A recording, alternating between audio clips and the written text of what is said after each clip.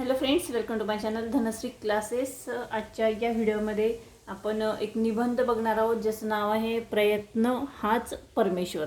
अतिशय सुंदर असा निबंध आहे आणि या निबंधाची सुरुवात समर्थ रामदासांच्या एका वाक्याने इथे केलेली आहे। बघा, यत्न तोची देव जाणावा। यत्न प्रयत्नामधला यत्न बघा, यत्न तोची देव जाणावा हे वचन समर्थ रामदासांचे आहे।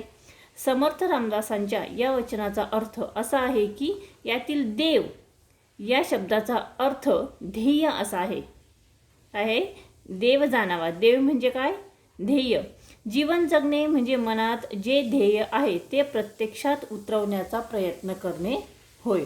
आपले ध्येय जेव्हा प्रत्यक्षात उतरते तेव्हा माणसाला परम आनंद मिळतो। म्हणूनच ध्येय प्राप्ती म्हणजेच ईश्वर प्राप्ती होय असे समर्थ रामदासांना या संदेश वचनातून सांगायचे आहे।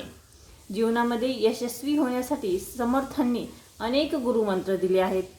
त्यामध्ये प्रयत्नांवर फार मोठा भर दिला आहे। आपल्या ध्येयाला देव माना असे सांगण्यात आले आहे। सतत प्रयत्न करत राहा हेच समर्थ रामदासांना सांगायचे होते। केल्याने होत आहे रे, यामध्ये कोणतीही गोष्ट तुम्ही मनापासून करायची ठरवलीत की ती होणारच असे यातून सांगायचे आहे। पुढे बघा, नेपोलियन सारखे महत्त्वाकांक्षी सम्राट म्हणायचे की अशक्य हा शब्द केवळ मूर्त्याच्या शब्दकोशातच आढळतो। मूर्त्याच्या म्हणजे काय?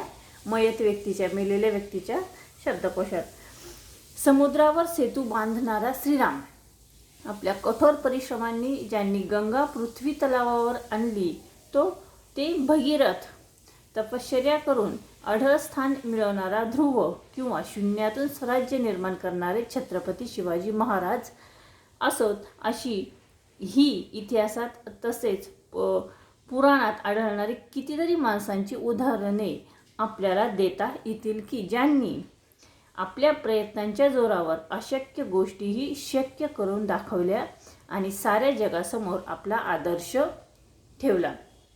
पुढे बघा, आपण आजच्या वेगवान जगात जगत असताना विविध साधनांचा दैनंदिन जीवनात वापर करत असतो।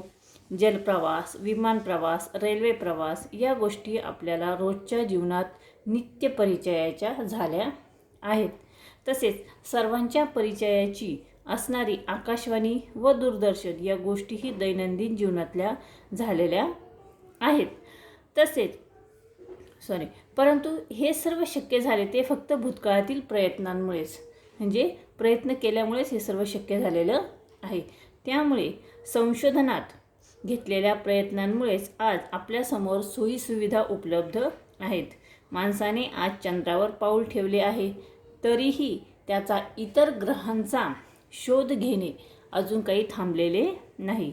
आज आपण पाहत आहोत की माणसाने अनेक रोगांवर रामबाण औषधोपचार औषधोपचार शोधून काढले आहेत। माणसाच्या रक्तातील अतिसूक्ष्म पेशींचा वेध घेतला।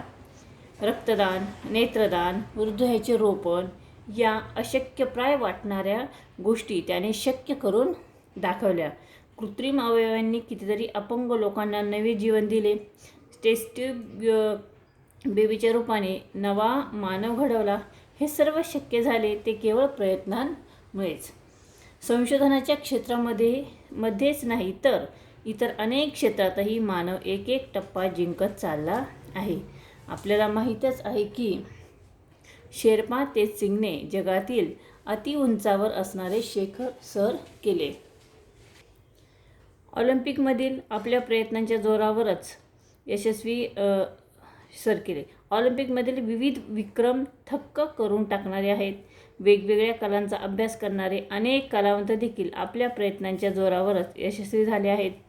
छपाई यंत्रासारखे शोध लागल्याने ज्ञानाची गंगा एका पिढीकडून दुसऱ्या पिढीकडे सातत्याने वाहत आहे।